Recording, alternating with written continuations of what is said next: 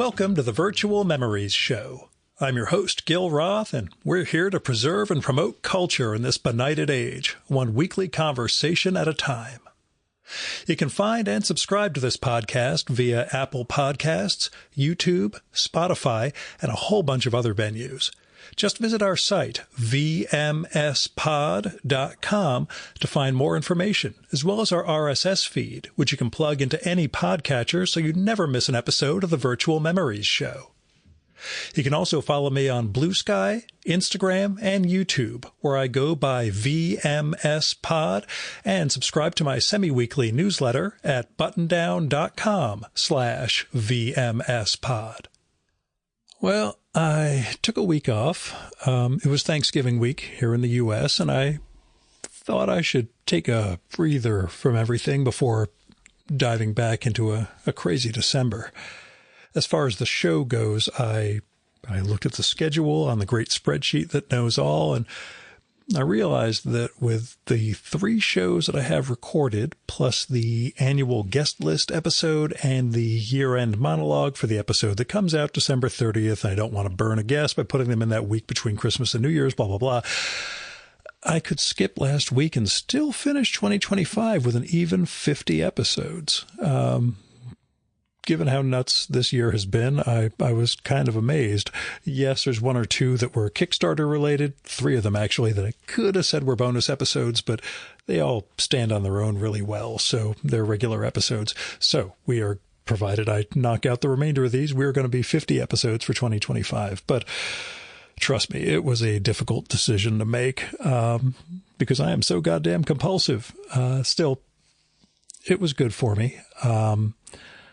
I'm glad to be back, but once I reached the horrible decision that I could actually take a week off, it turns out I kind of needed that. I've had a tough year, as longtime listeners or regular listeners know, between my father's death in July, a lot of stuff with work and the current administration and what that does to my work on the pharmaceutical weird contract manufacturing lobbying thing, age and other stuff has just kind of run me into the ground.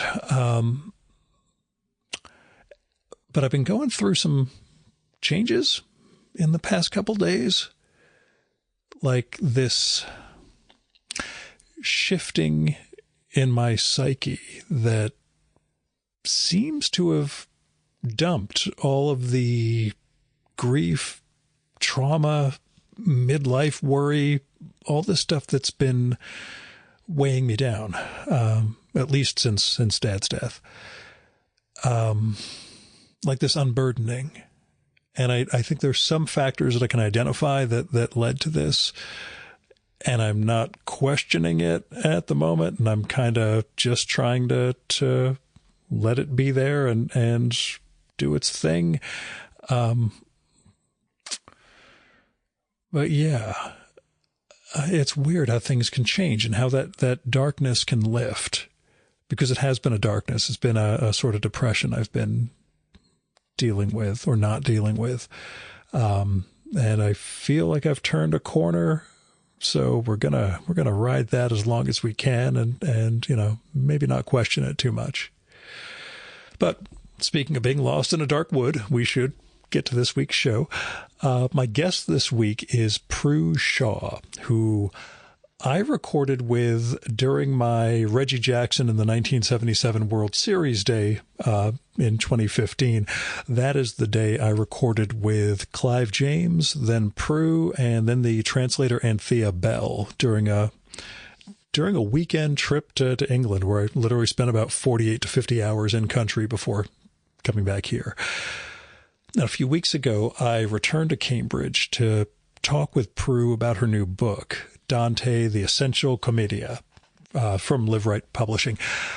This book is a wonder. It is a canto by canto trip through Dante's Commedia, or the comedy, or the Divine Comedy, as it's known, with Prue interlacing commentary and explication of the poem with selected verses in her translation.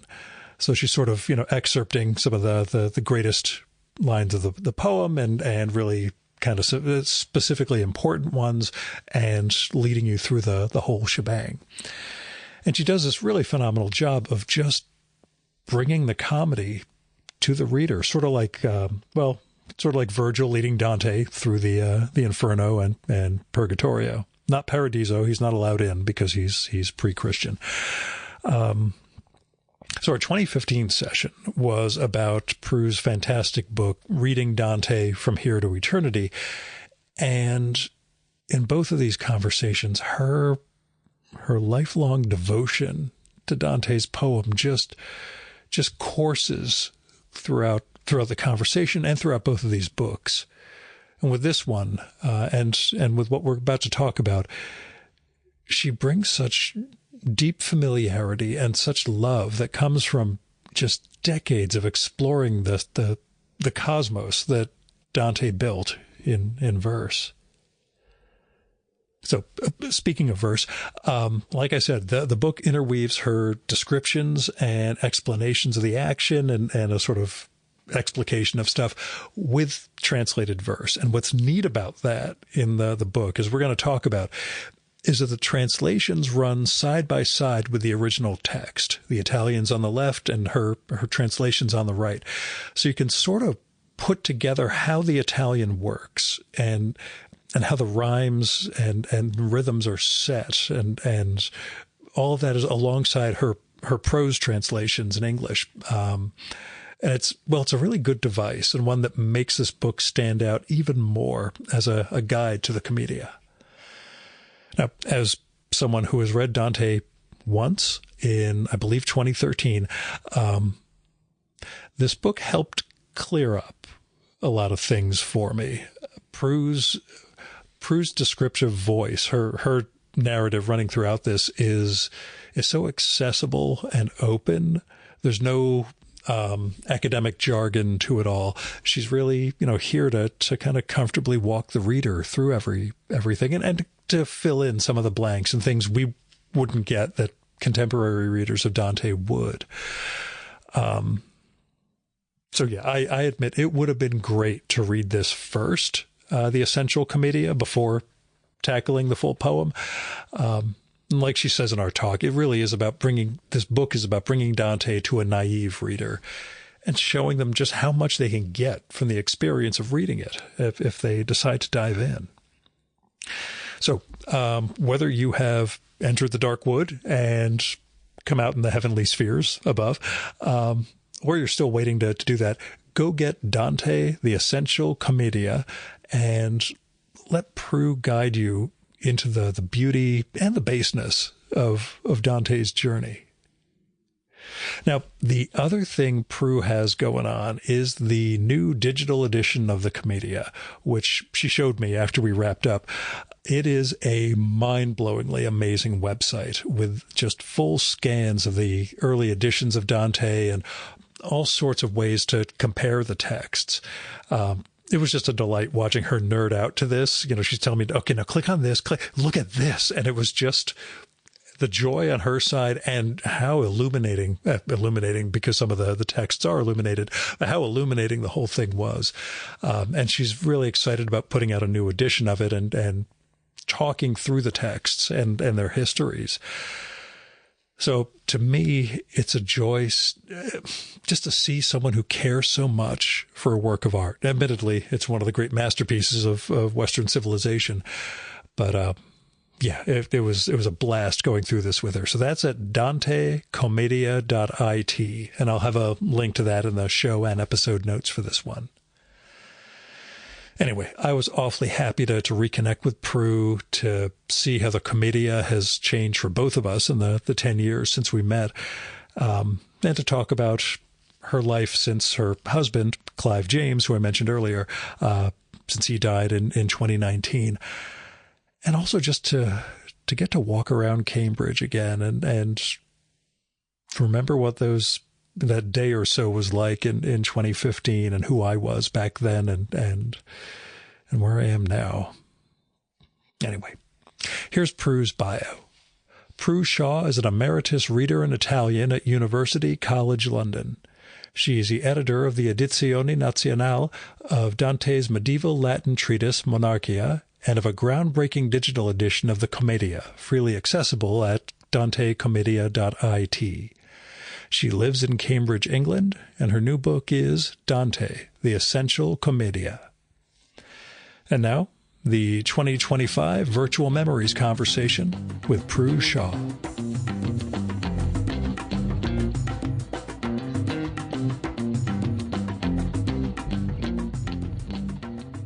So tell me about the origin for the book.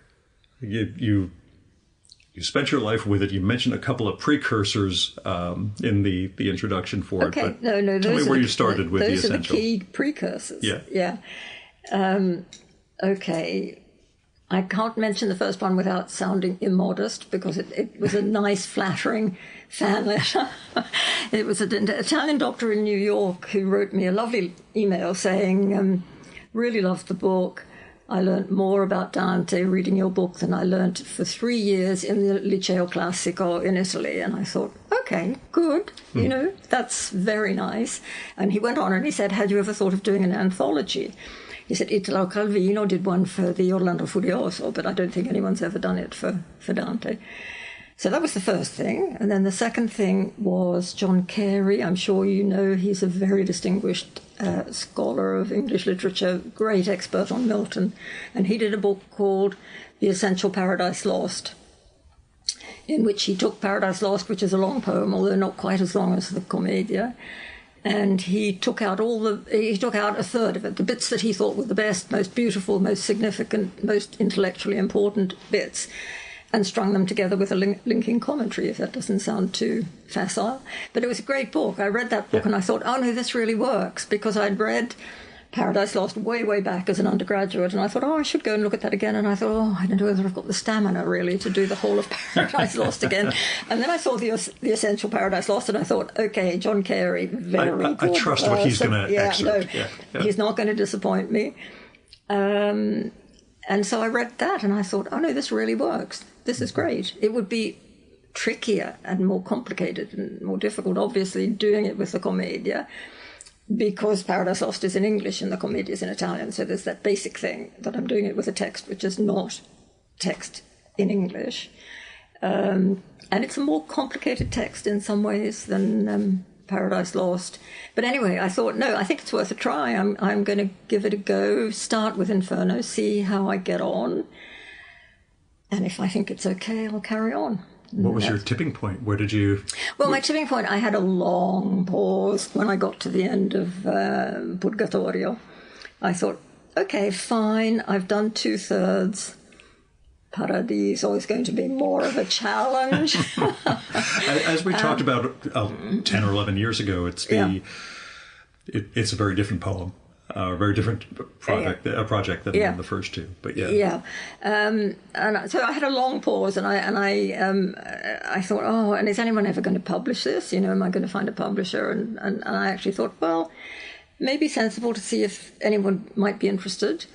And I got an enthusiastic response. Yeah, do it. We're interested. And so then I buckled down to do Paradiso, which, strangely enough, and this was not something that I'd intended, turned out in my version to be quite a lot longer than both Inferno and Purgatorio. Well, I was just going to say. Yeah, I know. There's a lot of it, because I thought, oh, Paradiso, probably more theological, less interesting for the general reader, might be able to cut more, radically. But that's not what I wanted to do. When I finally got to it, I thought, no, got to do the whole thing, got to do it seriously. And it came out actually a bit longer. Yeah. But I enjoy the hell out of it. The heck out of it. We're not supposed to say Inferno or anything. I enjoyed it a lot. I'll put it that way. Sorry, are you talking about Paradiso?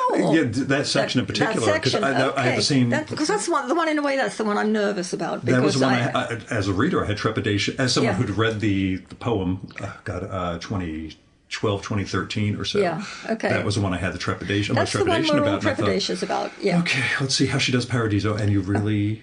You make it work, and what you cut out is you you describe the dancing lights at times, but we don't well, need the dancing entire... lights are ubiquitous and omnipresent, and it's very hard, I think. Yeah. It isn't repetitious. The way he does it, it's always different, but it might, in English, start sounding a bit repetitious. What I didn't cut was there are two big theological cantos, and I thought, can I just leave out the incarnation, the crucifixion, the resurrection? No, I can't. Kind of, sort of have to go with that. I have to go with that. So Canto 7 is there in its entirety, where he first brings that in. And then, of course, the wonder was that he turns it into poetry. The wonder is the way he writes about it makes it interesting and readable, even if you're not a believer, even if it, in some sense, is rather removed from you. You're engaging with a different belief system.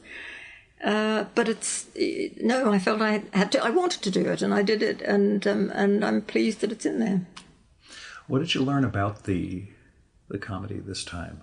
What did it teach you, this particular process? He's a genius. I mean, he's you a knew that raging... before, though. He's a raging genius. I knew that already. Or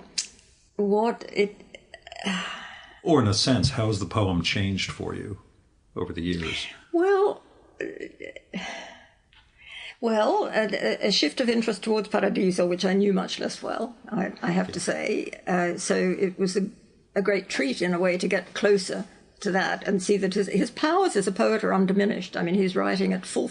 In fact, some people would say potentiated when he gets to the end in the final 4 cantos, when he's doing the actual vision of God. Yeah. You might say he never wrote better than he wrote there, but in fact, all the way through Paradiso. So, if possible, an increased respect for his command of language and being able to do with it anything that he needed to do, and in a rather different register, because obviously most of the nasty stuff is down in hell.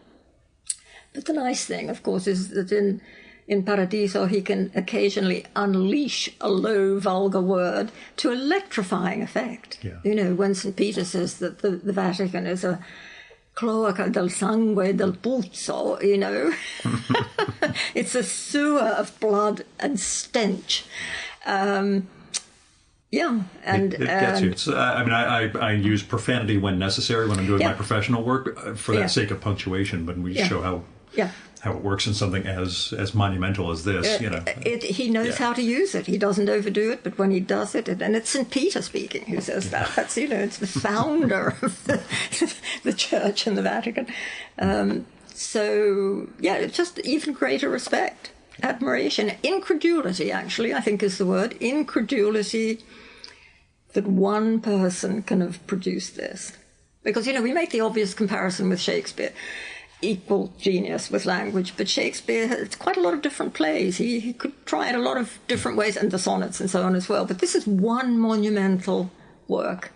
He got it all together. His minor works are very interesting. The things he wrote before this are all extremely interesting. But the masterpiece is the Commedia, and he got it all together in one work. I find that astounding. And the structural aspect, the framework to build it all around. Yeah, the framework the language is feeds interesting. Into the framework. I suppose one of the things I grappled with more, because I tried to focus on it a little bit in my commentary, is the struggle within him. We assume it's a struggle. I'm not sure that we really quite know, between pride and humility. Pride, he knows he's a great writer. He has no doubt about his own capacity. On the other hand, he has to be a humble Christian, or indeed a humble human being, because pride, arrogance, boastfulness, grandiosity is not something that we can admire. I mean, you go into that within the Purgatorio, specifically with the... Yeah, with the episode where he says he's going to be greater than the 2 Guidos. One Guido outdid the other, but I'm going even further. Giotto outdid Cimabue, but Right, and the terrace of pride, where I think there's that one anecdote of I forget who, it was a woman who was boastful of her artwork, and I'm blanking on who it is now. At least I might be misremembering. No, she's not a woman. Oderisi, the illuminator. That's right. Oderisi da Gubbio, who says, Franco da Bologna, actually, he's better than me. Yeah. His colours are brighter. Right. His colours and more powerful. And the recognition of the, that side of it. And then, I mean, I deal with this within Homer, where, especially in the Iliad, where Achilles, the character of Achilles knows he can leave the war and go back and just be a peasant, or lead his kingdom, but he'll never be the center of the poem. Yeah. And Dante knows he's... Or the hero for all time. Yes. I mean, for whatever. And that poem will last eternally. Yeah. And that Dante knows he's doing this with himself as the character, not simply, creating absolutely. a hero. It's extraordinary to me that it's Canto 4 of Inferno, so he's hardly begun the poem when he is greeted by the great poets of antiquity as their equal. Yeah. Io fui sesto fra tanto seno. I'm there with Homer, Virgil, Ovid, Lucan, Horace. I'm their equal. And he hasn't written much of the poem at this point. Yeah, he's in the middle of his fourth canto. He goes on to demonstrate that that's true, inescapably, unarguably true. But he's been pretty boastful from the outset. Yeah. Well, I was going to say, think of a contemporary. We don't know, of course, how it circulated and how early any of this was read by a reading public. But any contemporary man of letters might have thought, well, this is just deranged. This is deranged grandiosity. Who does he think he is? How can he be saying this? How can he be making this claim? But then, of course, he goes on to demonstrate it. So that... as it were, the equilibrium between pride or an awareness of one's own talent, genius, God-given, but still it's yours, but the need to be humble and not to be too full of oneself. I find that a very interesting dynamic. It feels to me, as we talk about it feels as though I'll say the solution to it, or at least the bridge, is the fact that it's a celebration of God. You could say I'm the great artist, but this is all in service to the divine vision. Well, it's in the service of God, but it's also a God-given gift. Yeah. So yes, I'm merely, as it were, the vehicle, the whatever. Yeah, it's there are a lot of in the intervening 11 years since we last talked, I've had a lot more questions about mortality, art, and reputation than I had back then. So we're going to get to a bunch of those, I think, in terms of what you've seen and how the book changes. But what was the process for you of just figuring out what to keep and what needed just commentary? That's a very interesting question. Obviously, all the famous episodes had to, you couldn't possibly do it and not have Ulysses and not have Francesca and so on. And then, of course, there are famous single lines that I wanted to put in, which I wove into my prose commentary if I could. Yeah. I mean, all the gems I didn't want any gems to get left out. But then there were long passages which are much more, if you like, theological, if you like, in Paradiso, but not so much theological in Inferno and Purgatorio, but of reasoning, thinking.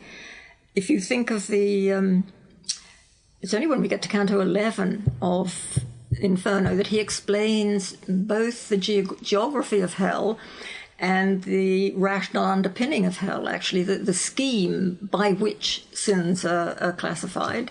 And he does that when we're deep in the pit. In other words, he doesn't give you a roadmap to start with. You're in the middle with Dante nel mezzo del cammin. Yeah, you're in a moment of crisis. How is he going to be saved? And then you start the journey, and then you get to Canto 11, and there's a terrible stench, and they have to wait, and they sit behind the tomb of a pope, which I think Anastasius' tomb is there. Conveniently, they sit beside that while Virgil explains the layout of hell and the way the sins are categorized and the degrees of sinfulness and so on. So there are passages like that which are not, in a conventional sense, poetic at all. They're not the dramatic bits or the emotional bits. And I thought, no, we've got to have all of those. Yeah.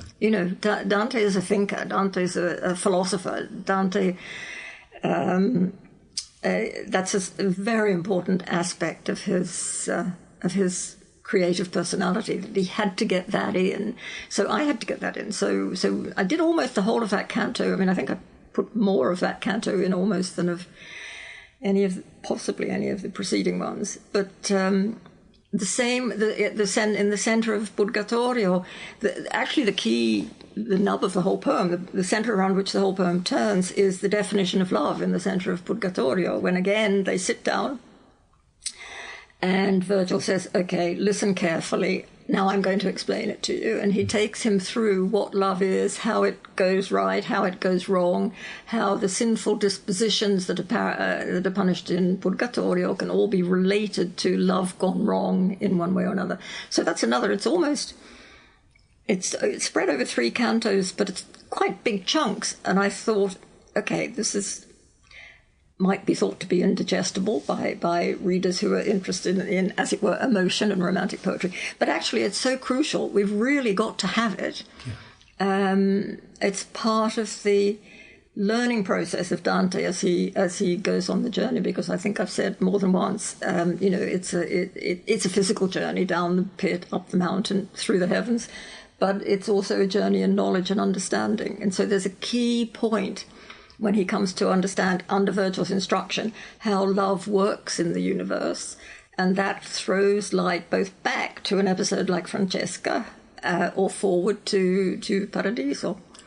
So, and I think you foregrounded enough. Everything you're talking, the reason it's there and included, I think you established throughout the book is you're with the commentary and what you're choosing as you're going along, it fits. It's not one of those, well, I'm sorry to put this part in, but we need to read. I hope so. Yeah. I mean, because you show how to structure, what it is as a journey. You really get that across. In a way, Dante had done it for me. Yeah. I'm simply following. Yeah, I was going to say you're kind of like Virgil, except it's more about not tripping him instead of guiding him. I didn't have to make major decisions about where I would bring stuff in because Dante had already done it, and I'm just following along.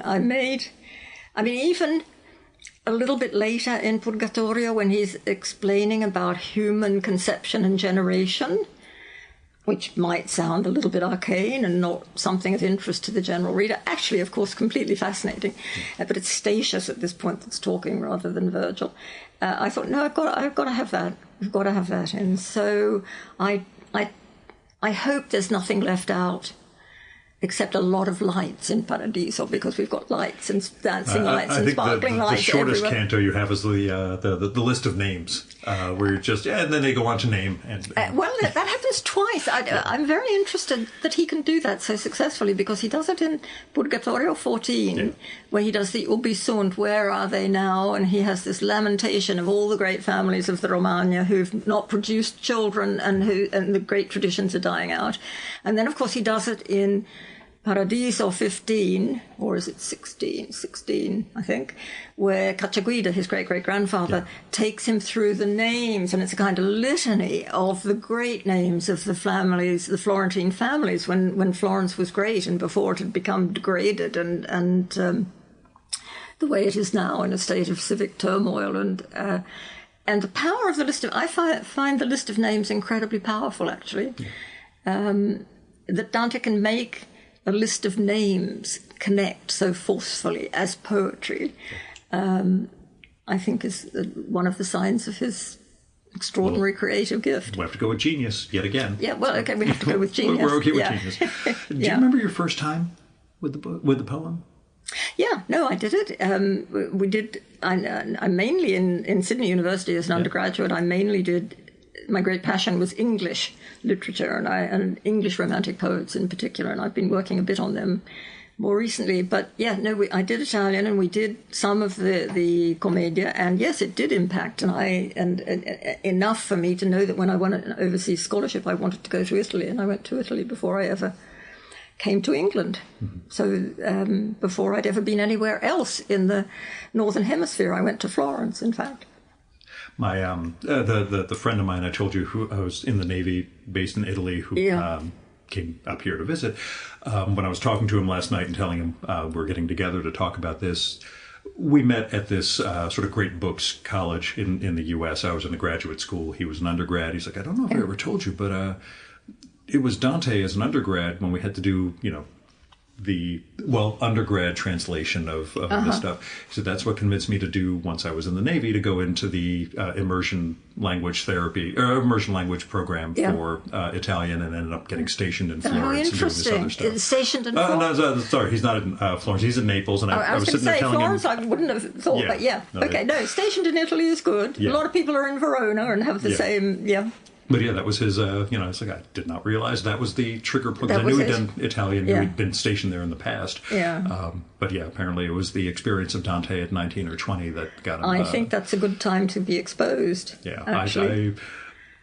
And I'm sure I told you back in 2015, my initial exposure was when I was 9 years old, and an issue of the X-Men comic book used the Inferno as a plot device for this one character's mental breakdown. And when I was 9 or 10, going to the library trying to get a copy of this, they were like, "No, we're not lending this to you. You're a little too young for this thing." I'm really? Like, "Oh, no, it's a good that's comic." A good way of making yeah, of course, at that point, you're dying for it. Which, anything that gets, banned is sort of... but I realize at 9 or 10, that may have been a little things would have been lost on me, I guess. Yeah. But it's I always have to remember this issue of the X-Men from when I was a little kid. But, well, there are a lot of different ways into him. Yeah. That's one of the most unusual I've heard of, but I like it. I'll send you a link to that. I'm sure there's a online description of this issue, but it's just one of those.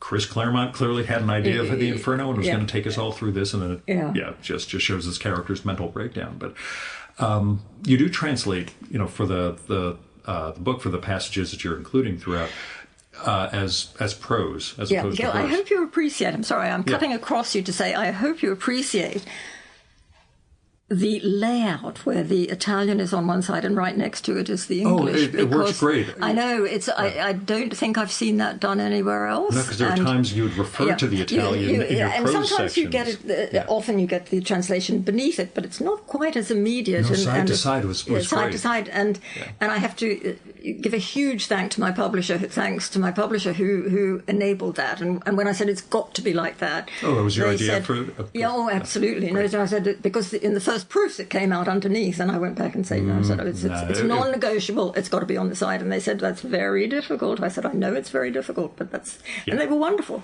They did it. I mean, I think they did it really very well. It looks gorgeous, and it's the being able to compare side by side, knowing that in some of the prose commentary sections you'll refer to what's coming and explain a little of the Italian. I wanted somebody who has some Italian, even just a smattering, or wants to learn Italian, to feel that they could read the English and then look across, just look to the left, and there's the Italian, and you can see how it works. Mm-hmm. So I have tried to match it as closely as possible without forcing the English or making something that's sort of clumsy in English, but to match it as neatly as possible to the words on the left in Italian.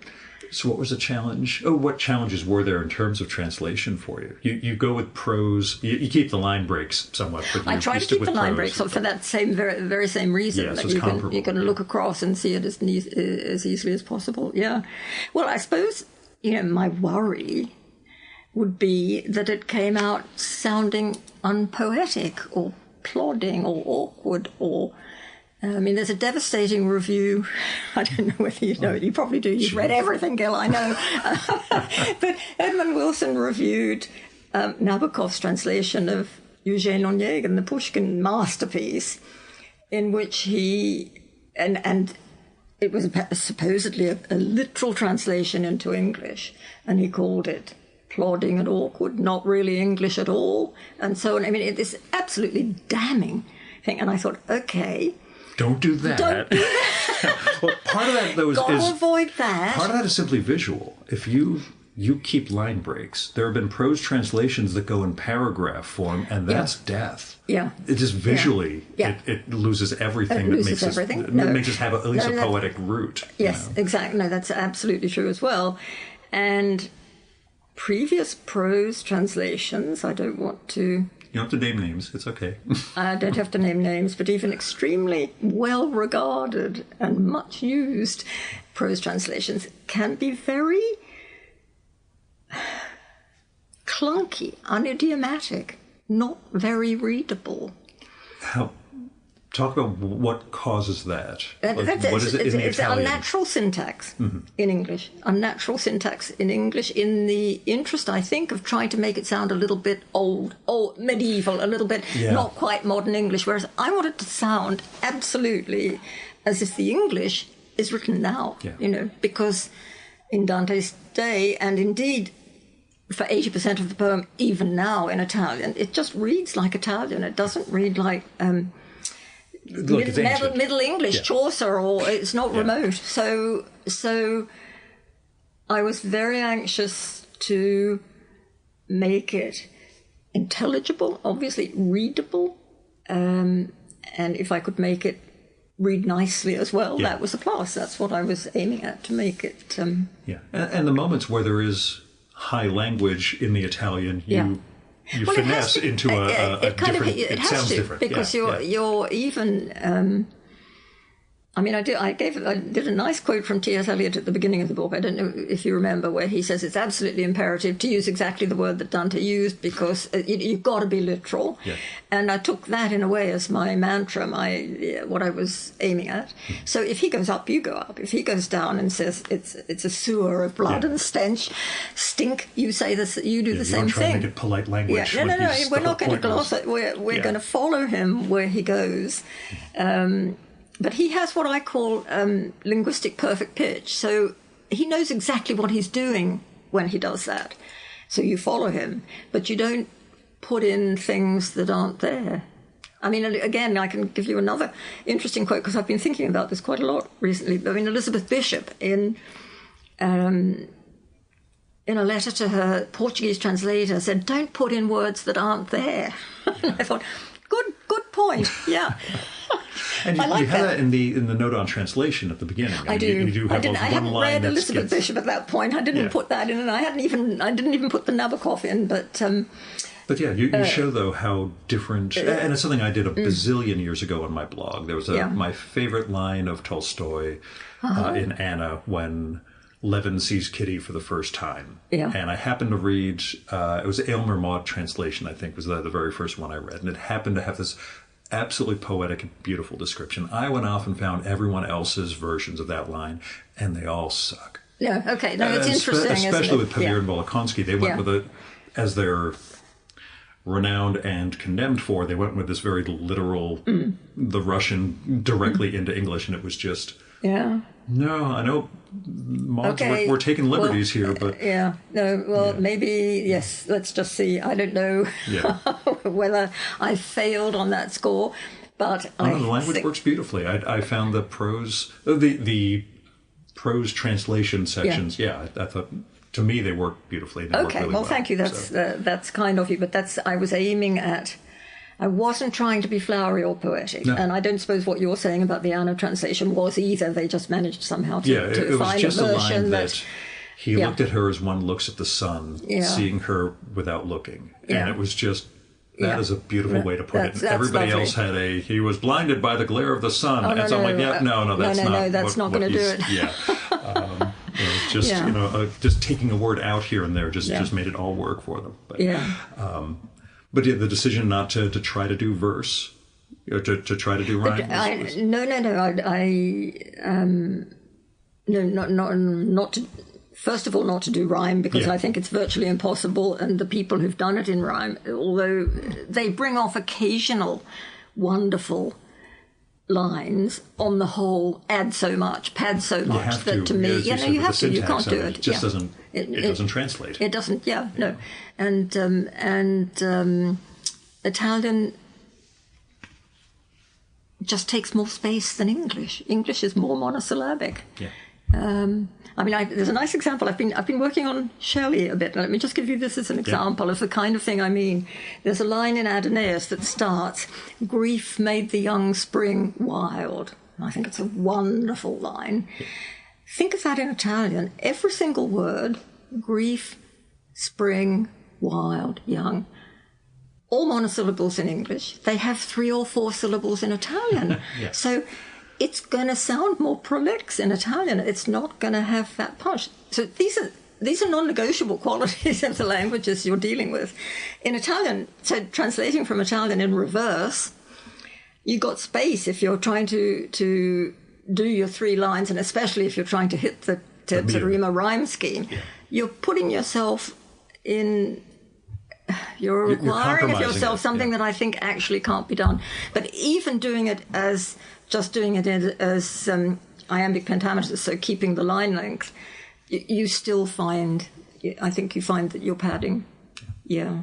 And I'm glad what you have there, to me, works. And the, again, we'll say the commentary sections, the bridging, you get across. Even some introducing what's about to come. It's true that occasionally, if I said in advance, then I didn't have to. It was easier to be succinct in the translation itself. Yeah, and that's the gestalt, the way it all mixes together, just to me really worked well. I'm having already read the poem. I'm totally in the. I guess if I hadn't read it, this would be a great, introduction for me. This is what I wanted to be, Gil. Yeah, I know. Say that again, please. This would be a perfect introduction for anyone who has not read the comedy previously. That's exactly what it is. It's designed to get people in, and then of course they go away and read the whole poem if they. Well, as I told you back in 2015, I was very happy that you happened to have the translation that I'd read, because one of the reasons I spent so long before finally tackling Dante was.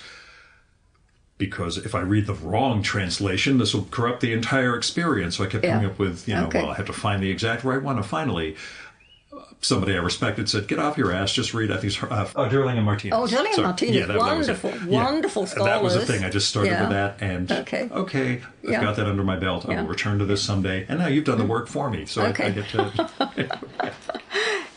I was very happy with some of the commentary. You did include the line. My favorite of the 7 deadly sins has always been sloth, because I consider myself lazy. Okay. I tell people I stay incredibly busy, so you guys won't realize how lazy I truly am. And when you had the line that they're spiritual slackers on that tier, I was just, that's the perfect term for it. As well as Dante being condemned by Beatrice. I forget who condemns him for not applying himself enough. That he could have achieved so much more. Oh no, Beatrice says that. She says he was so promising. Yeah. It's wonderful. Non pur per opere delle manierote. I mean, there's a whole 9-line sequence where she says you didn't just have inspiration from heaven, you had natural gifts, you had everything, and then you went astray. Then you did the wrong thing. You didn't. Immagini di ben seguendo false, following false images of good. Yeah. And it's the most amazing that's Beatrice. And the fact that it's taking place within the project that we know is one of the greatest artistic achievements of our civilization. So I always got he doesn't apply himself when I was in childhood. All the teachers would tell my parents. And that was... he's quite clever, but he doesn't apply himself. Yeah. What could he do if he was... if he would just buckle down. If he would just... work a bit harder. Yeah, so seeing that come through, I was like, we had a bit in common. He went a little bit farther than I did in this stuff. But to me, one of circling around everything we've been discussing when it comes to translation and everything else, what you really get across, and which I had not thought about in my reading the first time, the role of the Tower of Babel and Nimrod and the nature of language and how the book itself is an exploration of what language is. And we see how it's deployed and how it's used and what the structures are. And you really convey that without doing it in any sort of academic, dry sense. Well, thank you, because it's amazing, of course, that he wrote this in Italian. He didn't write it in Latin. If any work of intellectual distinction or indeed creative distinction that you were hoping for at that time, you would write in Latin. The nobler language. Yeah. What's interesting is that Dante's views on that change. He starts out with the conventional view that Latin is nobler and the vernacular, Italian in his case, is less noble. But he changes in the course of his life. It's one of the points I try to make in the book. I'll come back to the point. I'm halfway through. I'm sorry. You know me. All the divagations and such is the good stuff. One would think that being a medieval intellectual, he would have Catholic, he would have very fixed ideas. No, he's an open-minded intellectual. He changes his mind in the course of his life on a lot of very important subjects. And one of them is the nature of language. And he started off thinking that it was God-given, that it was Hebrew, that it was lost because of the Tower of Babel. Then we get the multiplication of languages and mutual unintelligibility, and these, as it were, languages of sin because of the Tower of Babel are less noble than what we started with. Then he thinks, so people got together and invented, this is very bizarre for modern linguists, and invented Latin as a language of stability, because we know that natural languages change. It's an artificial language. Yeah, so it's an artificial language, but that's what you've got to write in if you're going to, you want your work to last. So in the course of the poem, all of that changes, and of course the person who tells him that his ideas are wrong is Adam, the first speaker, the last person he speaks to, the last human being he speaks to in the poem, Canto 26 of Paradiso, who says, no, God didn't give us the language, he gave us the capacity for speech. And then it's up to individuals to create la lingua che io fei, the language that I made and used. So, in a way, it's the capacity. If it's the capacity for speech, which is the God-given thing, then that is nobler than any artificial creation like Latin, which men got together because there'd been the Tower of Babel, we had the diversification of languages, we had to have some way of countering that. So, the vernacular is nobler than Latin. Now, that's just such overturns so completely what Dante had started out thinking. Conventionally, Latin is nobler.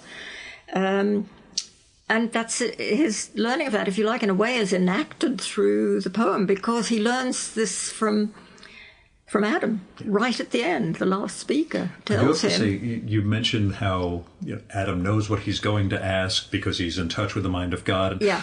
My take on that is everybody asks Adam the same bunch of questions. So by the time Dante gets there, he knows you're going to ask where did I get language, how old am I, how long? Everybody wants the same. What did I do wrong? How long were you in purgatory? Here it is. This is the same.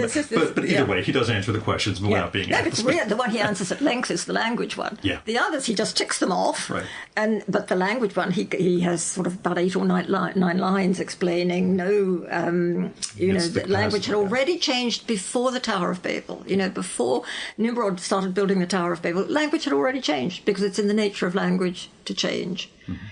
So this is a kind of endorsement of Dante writing in the vernacular, writing in Italian, which was unprecedented and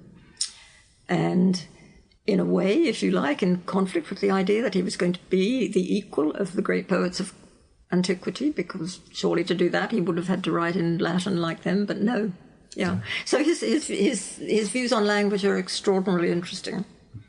And that's, you get it across, like I say, without making it, Noam Chomsky, academic perspective of, some theoretical thing. You really get across the lived thing and what Dante is doing with it throughout the book. I found that, or throughout the poem. I don't think he had a choice. I think. But you're showing how it plays out. He had a compulsion to write this poem, and he realized that he had to do it in Italian. So in that sense, I'm sorry, it's a trivial sense. He didn't have a choice. Of course he had a choice. Yeah, but he made it. But can you imagine?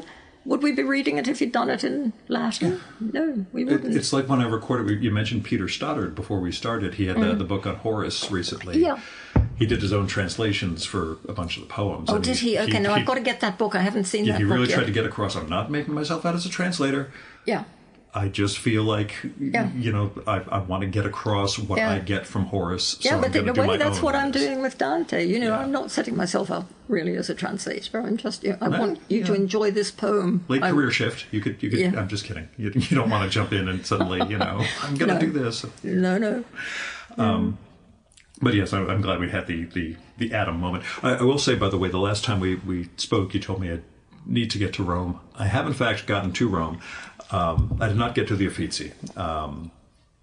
this trade show that I had in Frankfurt this year, the reason I'm out here, it was in Milan last time. Okay. So my wife came along because we're going to do Rome for a few days. Okay, but then you'd have to go up to Florence to the Uffizi. That's So part of the that's thing. part of the thing, it's yeah. in Milan again next time, so now we have to plan out the real trip.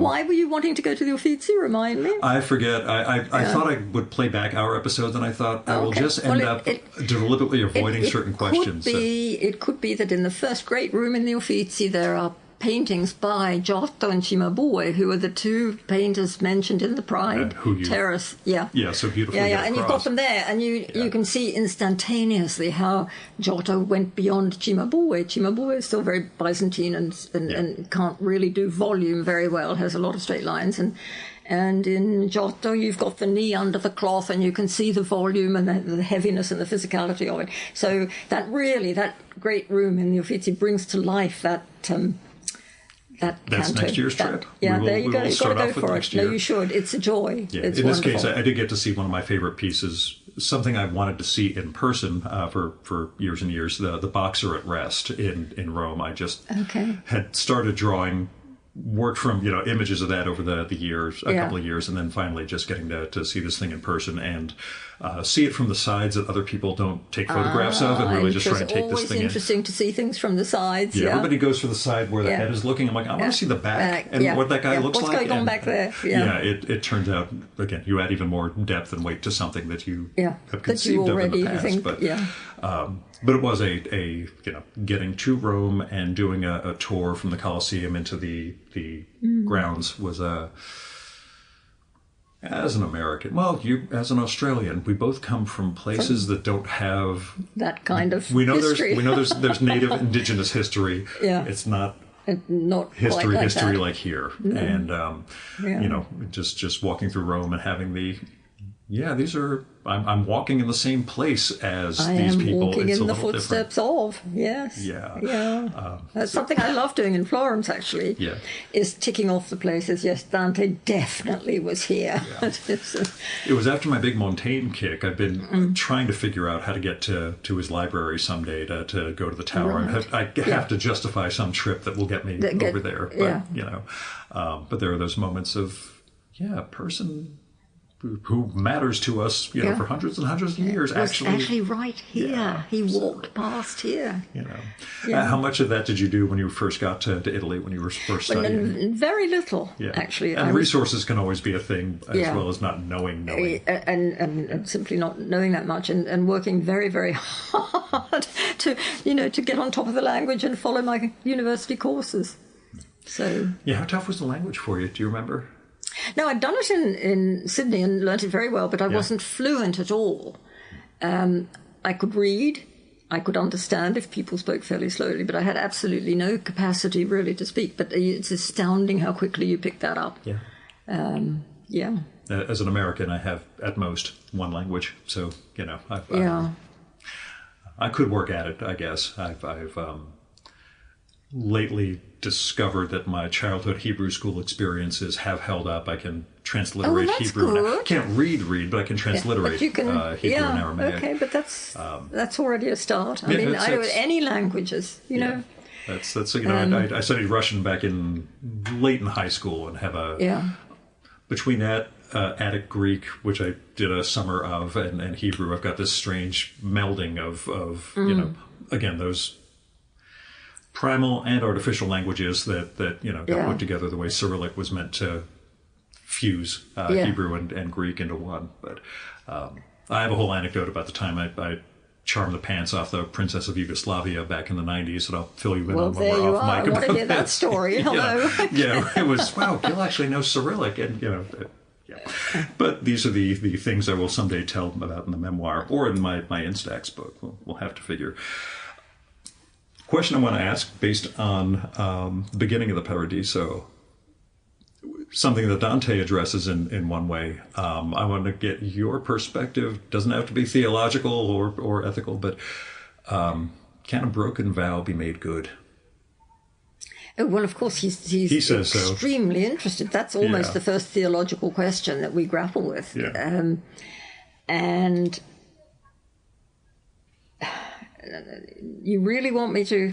Tell me, yeah, if you can. It can, provided you get. No, I just have to make sure I remember this accurately, and I may not be remembering it accurately. You have to have the agreement, or I think you have to have the agreement of the religious authorities, and you have to sacrifice something that is greater. You have to. Your vow has to cost you more than the original vow.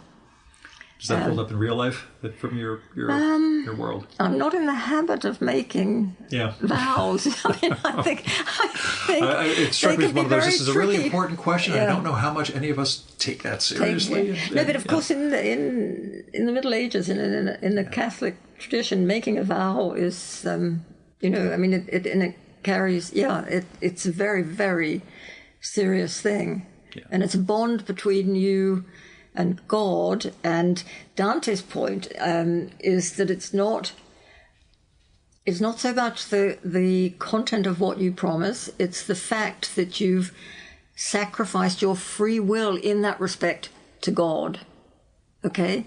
And you can't just take it back. Yeah.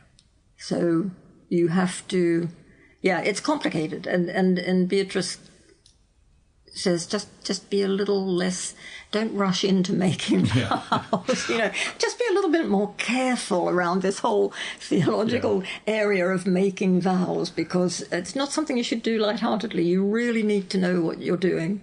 And in the example that Dante gives us, that you bring us in the book, is the woman who does make the vows to God and becomes a nun and then is carried off by her brother, her evil brother, for dynastic reasons. He wants to marry her off. Right.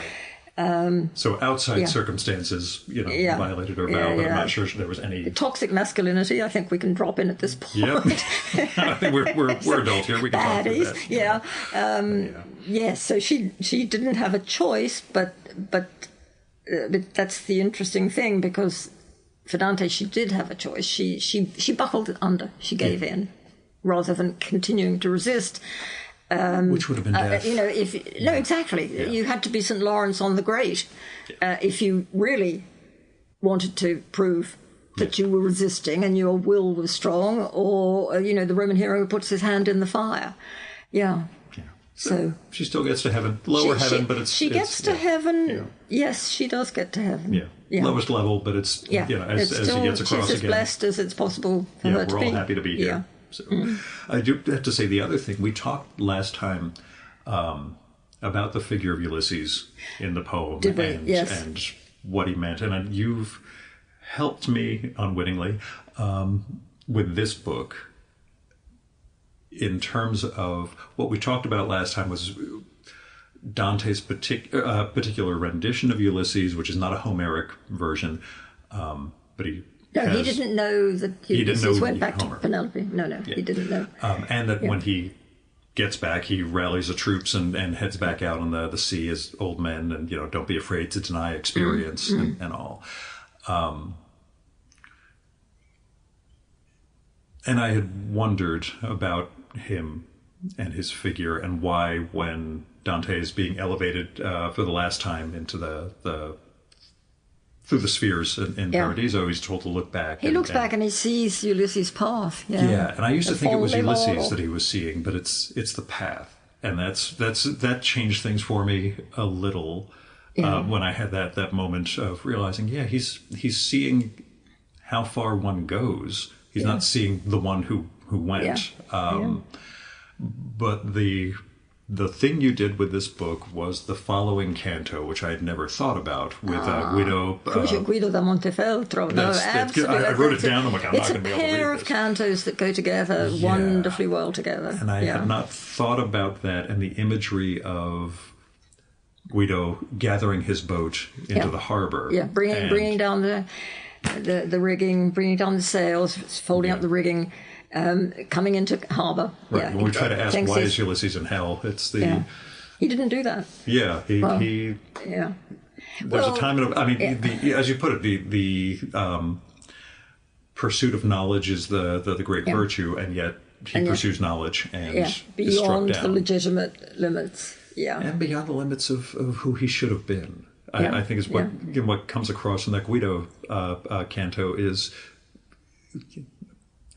pursuing knowledge is one thing, risking your life and everybody else's for the sake of doing it when you're really of an age where it's time to settle down. When it's time to think, the end is coming, I need to, Yeah, I don't think he knows there's a Telemachus, Dante, but, yes, the next generation. Yeah. You set an example for them at a certain point, but rallying. No, I mean, they're a wonderful pair of cantos, and they're bookended by extreme grotesqueness. If you remember the immediately preceding and immediately following cantos are ones of deformity and physical, sort of extreme physical punishment and so on. Yeah. So I was thankful that, something I'd been tickling about for 30 years since I read an essay back in grad school on the role of Ulysses. I had I think I get... Well, it's still interesting that Ulysses polarizes readers and polarizes critics and indeed Dante scholars. A Dante scholar I admire enormously, sadly no longer with us, Robert Hollander, who's another Jean and Robert Hollander's translation. It's wonderful translation and an incredibly detailed commentary. Bob, calls Ulysses a con man. No, Bob, no. Sorry, he's not a con man. He's not a con man. He's deluded and he's misguided. He's trying to stretch beyond his means. Yeah, but the urge to do what he's doing comes from a noble place and comes from a good part of human nature. I mean, I was very tickled. I think I did mention this somewhere. It can't have been that recently, because he also is now no longer with us. Bernardo Bertolucci, the film director, quoted these lines spontaneously on the BBC and said this represents our noblest aspirations as human beings. And yet he's in hell. Infatti non foste a vivere come bruti, ma perseguir virtute e conoscenza. You weren't born to live like brutes, beasts, animals, but to pursue virtue and knowledge. So the moral and the intellectual virtues are what human life is about. So I can't call him a con man. I'm more with Bertolucci saying, actually, this represents something that is so positive. You've got to put it in context and work out for yourself what you think about Ulysses, but that as an aspiration, it's completely wonderful. One of the big changes for me over the years is, it's we were talking before this, leukemia diagnosis, among other things. A significant question of mine, especially in recent years, has been whether we can change and what change consists of. And you have an Italian word, I'm probably misreading it now, trasumanor? To go beyond the human. Yeah, trasumanar. Yeah, to go beyond the human. And that's later. That's what he has to do as he's going into heaven. He has to transcend his human limitations and, become more godlike. Yeah. I'll take this back to our own lives, but do you believe that's what Ulysses' goal was also? To try to get beyond? Was that what going beyond really... I don't know. I think he just wanted to know. I think it's just a passion for curiosity, if you like putting it basically. He wanted to know what lay beyond the Pillars of Hercules. He wanted to go there following the sun. And knowing that it's the limits of what's... to see what's there that nobody's seen before. Mm-hmm. So, no, I don't think I would say that he's consciously wanting to trasumanar. Which is a verb that I think we tend to use in a Christian context and the notion of a Christian God, or in Dante's universe at any rate. Yeah. You as a person believe in change? I think it's incredibly difficult. Yeah. Do you believe change consists of... Well, a lot of the psychological folks I'm dealing with now, change is largely going back to some core self that was not corrupted. Yeah. Okay, I tend to think more of a science fiction-y transhumanic version where we're trying to look into becoming something that we're not. Well, I've gone back to my great passion as an undergraduate, which is English Romantic poetry and Shelley, and I've been working on Shelley with a friend and colleague who's in the Spanish department at Manchester. I can show you the books if you like. Please. And So he does I said, Louise, you've got to read Shelley. You just have to read Shelley.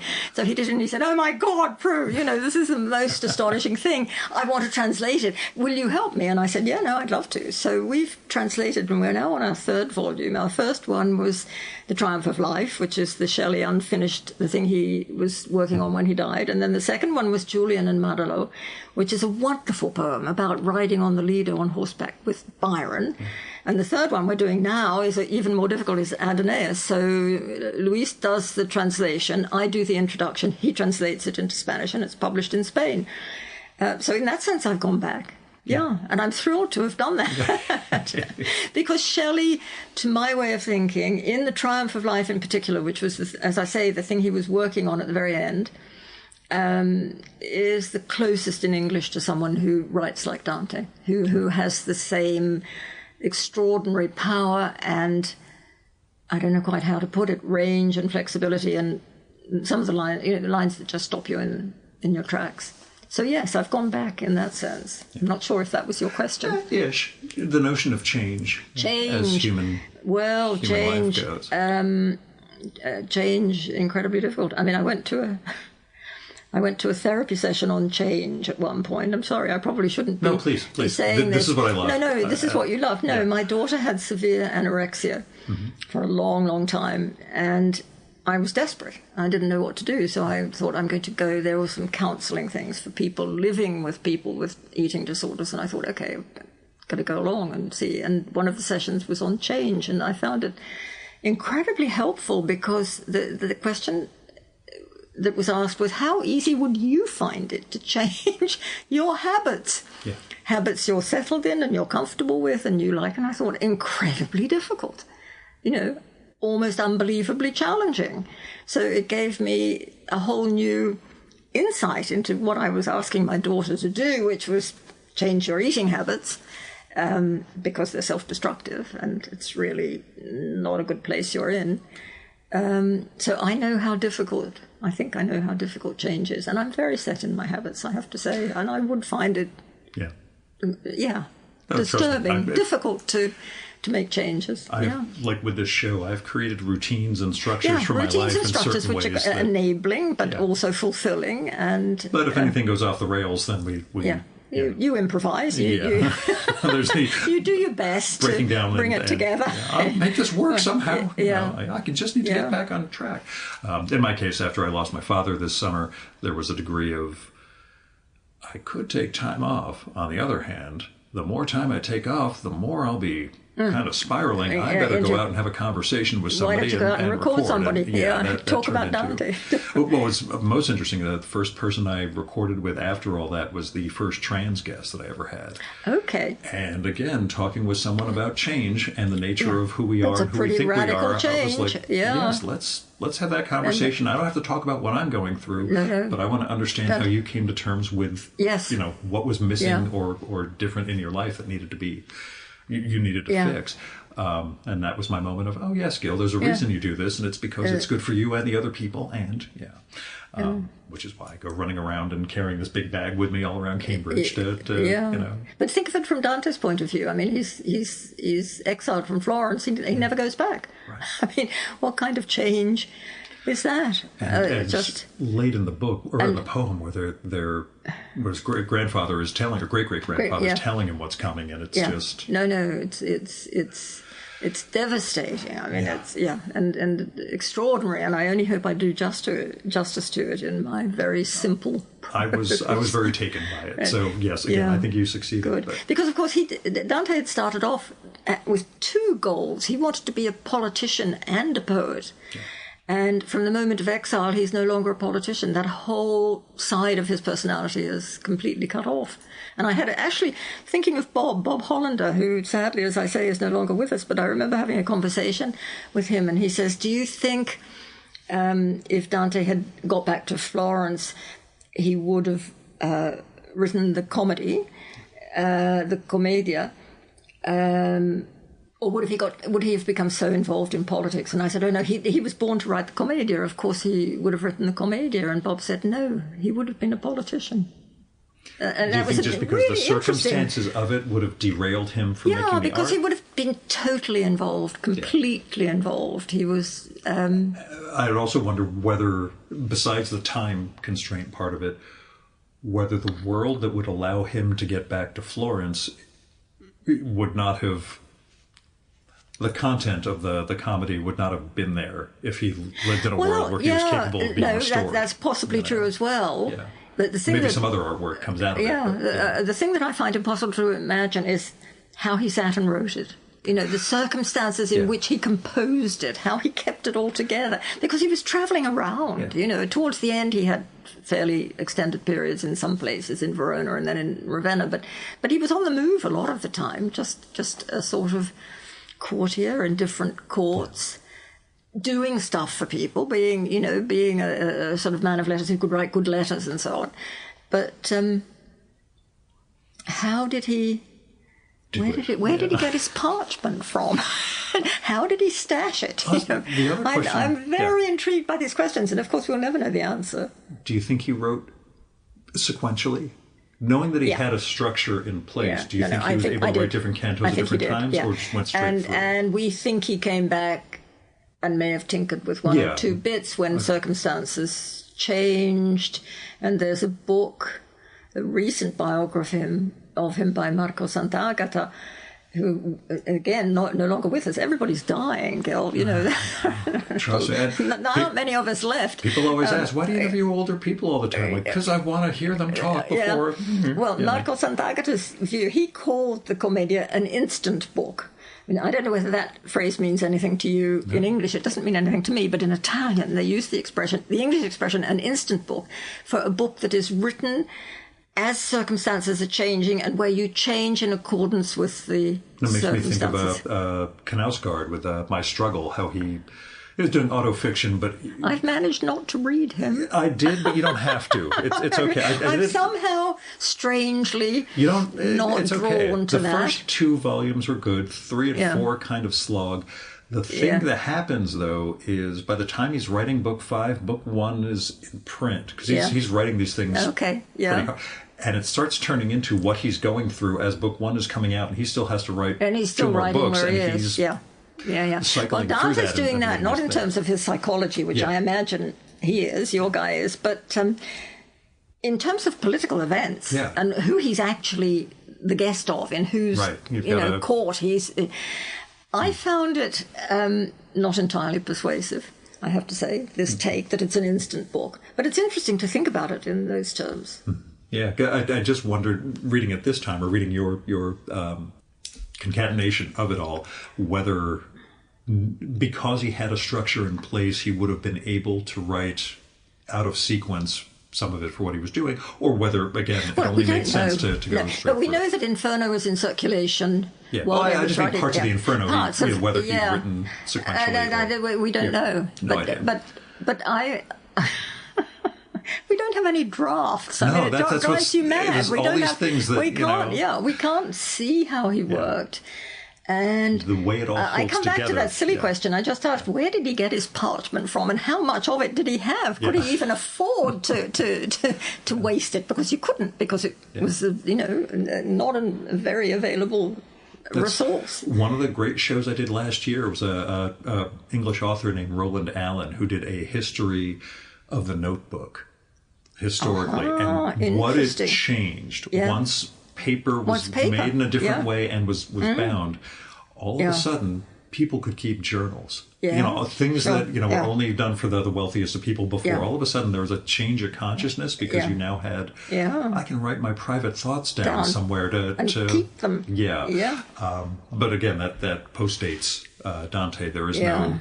I didn't like this draft. Rip it and throw another one in. Well, I mean, when people talk about him going back and changing things a little bit, it's only ever a line or two. It's not ever that he's rewriting a whole chunk and reinserting something. And again, in the same way, the way your book is laid out, where each of the 3 parts, you break it out by canto, but not, there's no chapter or subsection within that.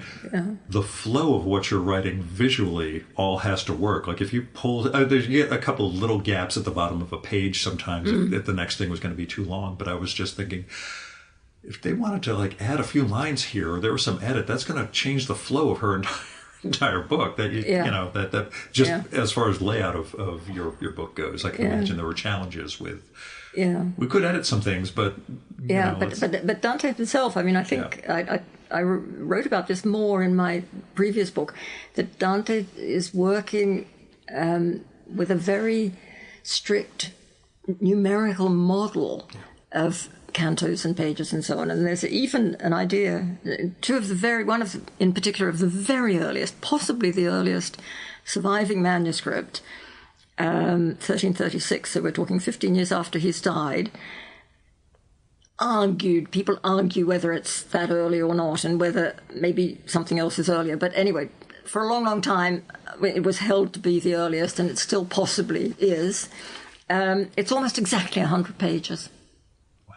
It's 101 pages. I mean, you know, and so there's an idea that possibly there was a physical thing that, and you know, of course, you remember that at the end of Purgatorio, he says the pages are all used up for this section. I have to move on. I can't, you know.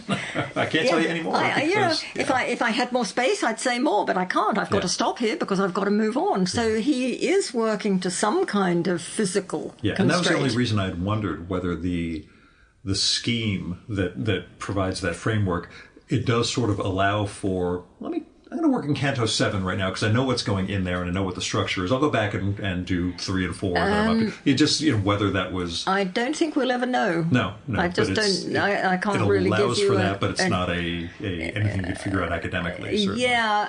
Yes. And the interlinking testa-rima rhyme scheme, of course, kind of propels you forward. Maybe. I mean, what you're saying is possible, I suppose. But it's again, the way it all holds together is what makes it, we'll say, confounding while, inspiring, that somebody could, as you say, almost 100 pages exactly, and that and he never got to see a bound final edition of it. No, he didn't. No, because there's for a little while, they thought we weren't even sure he'd written. We weren't. Yeah. People weren't sure that he'd written the last 13 cantos, and then his son. This is a story. I mean, it may not be true.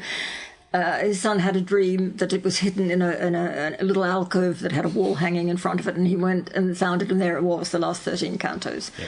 So in fact, it's his son Jacopo who assembles a complete copy. So Dante dies 1321. The sons are now allowed to go back to Florence. It's quite interesting to track this. But so in 1325, Jacopo goes back with a complete copy of the poem and starts having it copied. And it's a runaway success. It's just copies multiply. And although the earliest surviving one, as I've just said, is probably 1336, we have very good evidence of one from 1330. But it seems that once the complete thing was available, it becomes a bestseller. Which, again, as you point out, he's writing in the Italian. You're reaching a bigger market. We'll just say, more people can read it if it's in if it's not in Latin. Yes, I mean, he says I think I quote this somewhere, but it was probably in the other book. In one of his earlier works, The Convivio, he's justifying. He goes to enormous length in the first chapter to justify why he's writing a commentary, which after all is a learned thing, a commentary, but it's a commentary on his own poems, which are in Italian. But normally a commentary would be in Latin, therefore you're breaking with accepted conventions if you write it in Italian. So he has an enormously extended justification of why he's doing this in Italian. And one of the reasons is I'll reach a whole lot of people who wouldn't be able to read it in Latin, all the people who don't know Latin, including women. He actually says, anche le donne, women as well, will be able to read it. So already in that early work, he's anxious to talk to a wider audience. And then it's the same thing with Nobson, with the Commedia. He wants it to reach everybody. And when we ascribe genius to him, we can also say marketing genius. He understood. I'm just. He wanted he wanted the message to get through. I know. I didn't mean that commercial way, but Yeah, I think manuscripts were still pretty expensive. I mean, they're still parchment. We're still talking. But at least, like you said, it can have a bigger audience, and it can actually. Yeah, and there are commercial in Florence. There's a famous scriptorium. But anyway, a lot of the copies are made there, and then of course the task of the editor, the Dante scholar, comes in to make sense of the remaining testimony and construct a text. And I'm going to drag you off and show you mine. And again, the fact that you're continuing that tradition, and we're 700 years after his death. Yes, and it's as debated as ever. It's as lively and active and confrontational as ever it was. So besides Shelley, what's next for you? Well, we've just finished Adonais, and I've really, my friend Luis has really caught the bug of English poetry. Yeah. He wants to do Keats. He wants to do the odes and some sonnets.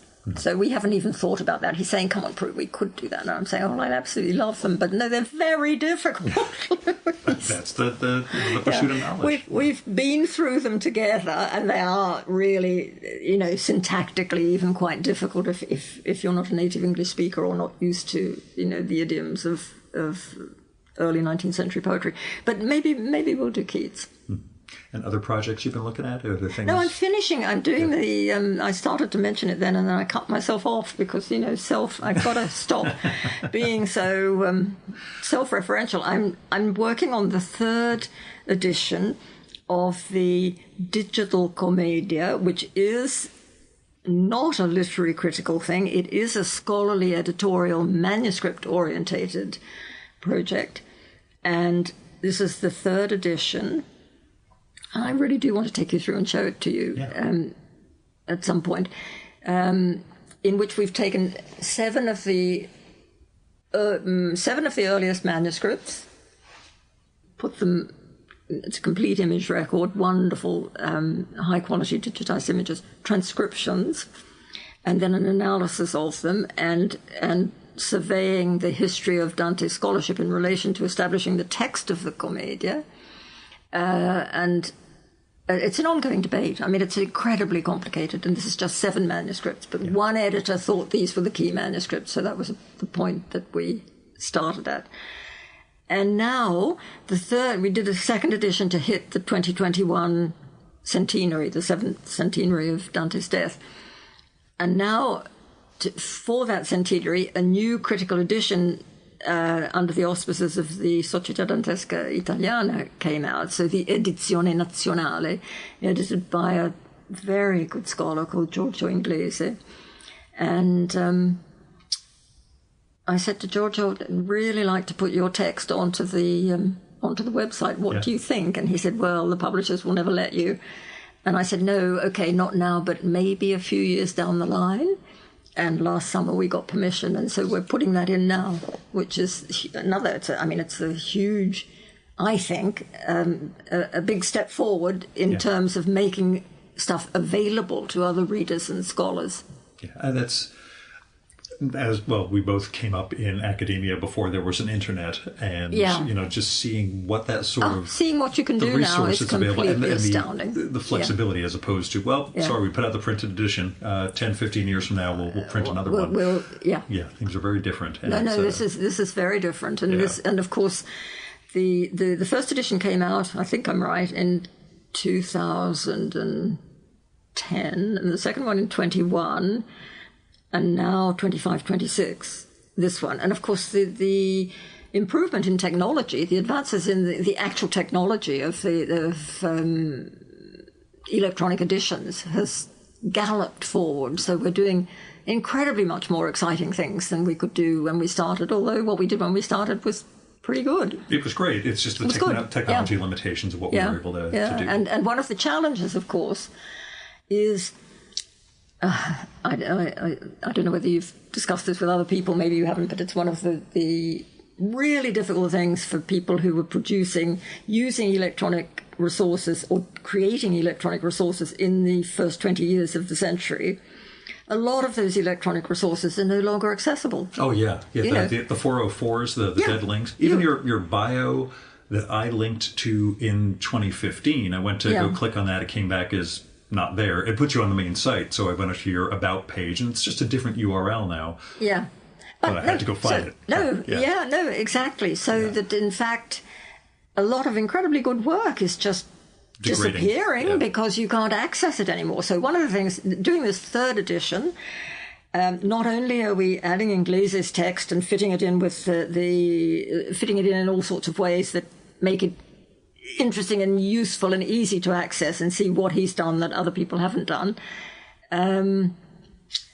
No, where was I going with that sentence? We've immensely upgraded the technology. We've taken a giant leap forward in terms of what you can actually do in terms of speed and maneuverability and usability of the site. Some sort of permanence, so that there's So the plan. The plan. We're aiming at immortality, Gil. What can I say? Well, the aim is that it should last. That's one of my big questions. We'll get to it. It just shouldn't disappear. I mean, the book will be there, I hope, in 50 years' time on a library shelf. Even if it's not available or whatever, and you can go to a library and borrow it and read it. But will the website? We're trying to make sure. To retain whatever the next transition is. That it's still there, that it's still available, and this is no doing of mine. It's my collaborator who does this. I was figuring you were a big web engineer too on the side. I'm just kidding. I figure you're kind of focused on the literary. No, I have a collaborator who does all of that. I just say, we've got to do this, Peter. We've got to do that. That's not okay. You've got to do this. And he's extremely good at making things happen the way they have to happen. So between us, we're a good act. So I do the scholarship, and he does the how do we format electronics, this and put this online? The digital side. So this is a big step forward. So I'm very excited that I've not only got the book out, but the third edition of the website is also about to be made public. Make sure to highlight that both in this episode and when I do that insane newsletter that I put out twice a week. That's okay. Well, so I'm going to insist on dragging you to have a look at it on my screen. The tougher stuff to talk about, if you're okay with discussing it in the book, you talk about the literary fame, literary afterlife, etc. We met the first time because I was here to record with your husband, Clive James. You were, indeed. Died in 2019? 2019, a few November months before, 2019. Yeah. Before the world ended. 6th anniversary just coming up. A, life after Clive. B, Clive's afterlife in terms of his poetry and poems. Well, I'm very pleased to report that after a sort of period where his publisher, Picador, actually, they changed their staff so often that every time we talked to them, it was a different person, and they all claimed to be great fans of Clive's work, but then 2 months later, they weren't there anymore. I deal with that in my professional life, not in the literary side, but yes. Anyway, we finally, Picador saying, yes, we want to do this this volume of his last poems, the poems he was writing when he was really quite ill, the last 7 or 8 years of his life. He had a great sort of flowering of lyric poetry. He wrote some long ones as well, but these particular shorter ones are lovely. And in fact, circling back to my Spanish friend Luis, that I collaborate with on Shelley, we started working because I introduced him to Clive's poetry, and he loved it, and he said, I want to translate them into Spanish. And Clive said, great, nobody's ever wanted to translate me into anything, but yes, fantastic. So Luis and I worked on it, and when there were problems, which occasionally there were, we'd run them by Clive, and Luis produced this beautiful, I didn't do the introduction, obviously he did the introduction for this one, little volume called Fin de Fiesta, the end of the party, party's over, which was a lot of the poems, and most of those, and 1 or 2 others, we're now doing it just in English. Next October, I think, is the date we're hoping it will be published. And it's the title, which is one that Clive himself had thought up, was The Light as It Grows Dark. Yeah. And it's poems of reflection on imminent mortality, illness, thinking back. Those last few, I was rereading last night. I was telling a friend who I was coming to record with, and then talked about the Japanese maple experience and everything else, including that one with the French title that I'm going to mangle if I say. Le Sang de Ténèbres. And that's why I fed you that line, because I would have screwed that up so badly, which I actually love more than Japanese maple. No, it is. No, I love that one as well. Yeah. No. So it's all those ones. Yeah. And it's literally just in the last few weeks that we finally heard back from a new person at Picador saying, no, I love these and I really want to do this book. So that's What's it like looking at his poems after he's gone? Sorry, what? Just reading his work after his death, what's it like, I guess, as somebody who spent 50-something years? Well, it makes me think I was right all along. He's obviously, need I say, he was a poet. He wasn't a TV celebrity, although a very large part of his life for many years. I like the essayist part too, but that's the TV stuff, not so interesting to me, but he got totally involved with that, and I think slightly lost his sense of direction. He never completely gave up writing poems, but in the last, because he was ill and he couldn't leave the house, and all he did was write poems, and he used to get up in the night and he used to say, an idea came to me in the night and I had to go downstairs and start working on it, and I've been up all night doing it. I couldn't leave it alone. And that's what these poems are. So I'm very pleased we've got Picador to agree, because for a while it looked as if it would only exist in the form fin de fiesta in Spanish. Which has a weird... Which is lovely. I mean, it's a lovely volume. But you sent me a copy, and I was just... Yeah, no, it's a lovely volume, and I think, as far as I can tell, Luis has translated them beautifully, just as he's translating Shelley beautifully, as far as I can tell. Oh, I'm a fierce critic. I do look at it very carefully. Shelley's difficult, Shelley's not. He can be difficult. But anyway, so that's with Clive. That's where we are with that. That's what's happening. And just that post-life... Well, I'll put it this way. His death almost leads right into the world ending with lockdown and everything else going nuts. So oh, no, that was unbelievable. He died in November, and then in February we're being locked down. Yeah, March we're in lockdown. Yeah. Only because I'm dealing with the grief stuff on my old man at this point. Did the mourning process, the whole grieving process, did lockdown create challenges as far as, what you had to deal with emotionally, not the executorship and everything else, but was... The probate, don't go there. Oh, trust me, I'm the executor for my old man right now, and I'm trying probate is needless to say, a nightmare, a bureaucratic nightmare. You have a real estate to administer. I've just got to find my uncle's address in Israel. And I had a tiny health blip myself. I had a psoriatic arthritis in my right knee.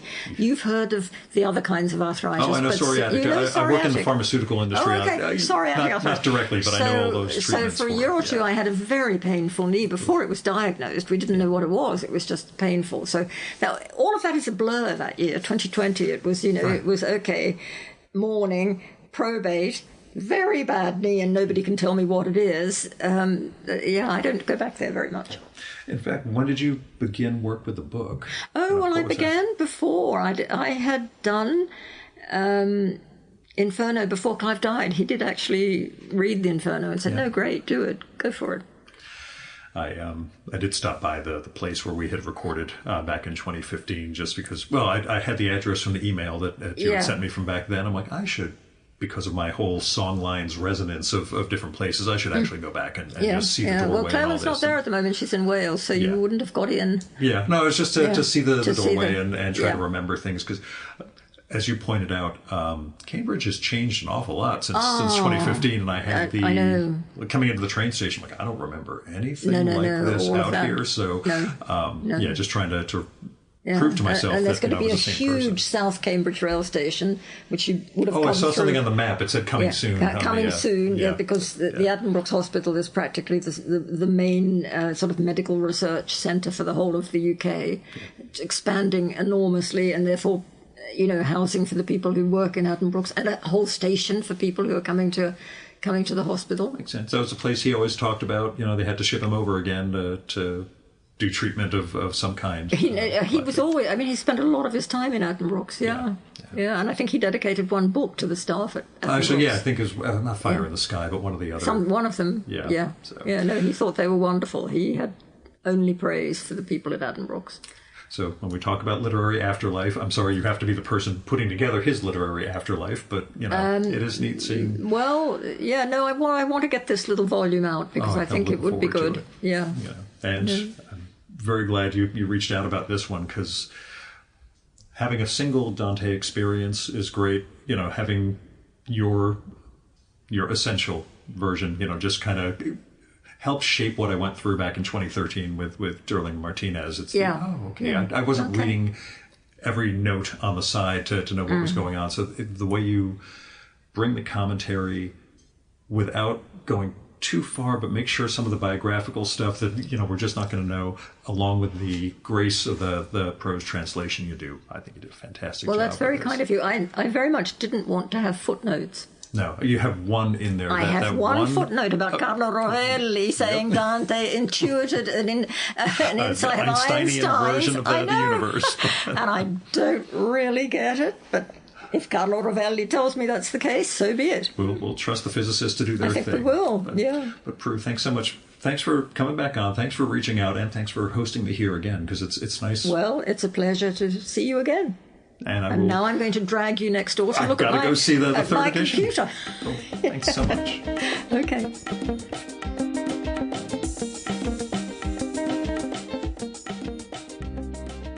And that was Prue Shaw. Go get Dante, The Essential Commedia. It's from Live Right Publishing. Like I said at the top, whether you've read Dante or you're yet to enter the poem, this book, it offers a friendly hand and the wisdom of somebody who has lived with this poem for so many years and has such love for Dante and the work. So it'll give you some of the smartest insights about Dante's cosmos and the nature of God, among other folks. Now, you can find out more about Prue at her site, prueshaw.com, and that's PRUESHAW.com. And you have to check out the digital Commedia, and that's at dantecommedia.it, DANTECOMMEDIA.IT for Italy. It's an incredible resource to study Dante, and the scans of the early versions of the poem, they're just going to melt your brain. Thanks for listening to the Virtual Memories Show. You can support this podcast by telling other people about it. There's no better way to build an audience than through word of mouth. Also, visit Apple's podcast page for us and leave a rating and review. Every little bit helps, You can also support the show by telling me what you like and don't like about it, and who you'd like to hear me record with, or what movie or TV show or book or piece of music or comic or theater or art exhibition or whatever you think I should turn listeners on to. And you can do that by sending me a postcard, letter, email, DM if we're connected on Instagram or Blue Sky, or by leaving a message on my Google Voice number, which is 973-869-9659. Messages can be up to 3 minutes long. It'll cut you off after that, so call back and leave another message if you do. And let me know if it'd be okay to include your message in an upcoming episode of the show. You might have something interesting to share with our listeners, but I'd never run someone's message without their permission, so let me know. Now, if you've got money to spare, I appreciate it, but don't give it to me. I've got a day job that pays the bills. You should give to individuals and institutions in need. You can find people through GoFundMe, Patreon, Kickstarter, Crowdfunder, Indiegogo, all those crowdfunding platforms, where you'll find people who really need help just trying to make ends meet or get an artistic project going, covering medical bills or car payments or veterinary bills, and just a few dollars from you might make a real difference in their lives. Now, when it comes to institutions, I give to my local food bank and World Central Kitchen every month, but there are a lot of other things you can give to the Poor People's Campaign, Freedom Funds, Election Funds, Planned Parenthood, and Women's Choice. There's a lot of things you can do with your money to try to help build a better world, so I hope you'll give. Now, our music for this episode is Fella by Hal Mayforth, used with permission from the artist. You can visit my archives at vmspod.com to check out my 2018 conversation with Hal, where you can learn more about his art, his music, and more. And you can follow Hal on SoundCloud at soundcloud.com/Mayforth. That's MAY, the number 4, TH. And that's it for this week's episode. Thank you so much for listening. I'll be back next week with another great conversation. You can subscribe to the Virtual Memories Show and download all our past episodes at Apple Podcasts and other podcast sources. And you can find all my episodes and sign up for the Virtual Memories Show newsletter at vmspod.com. And I'm also on Blue Sky and Instagram and YouTube as vmspod. You've been listening to the Virtual Memories Show. I'm your host, Gil Roth. Keep reading, keep making art, and keep the conversation going.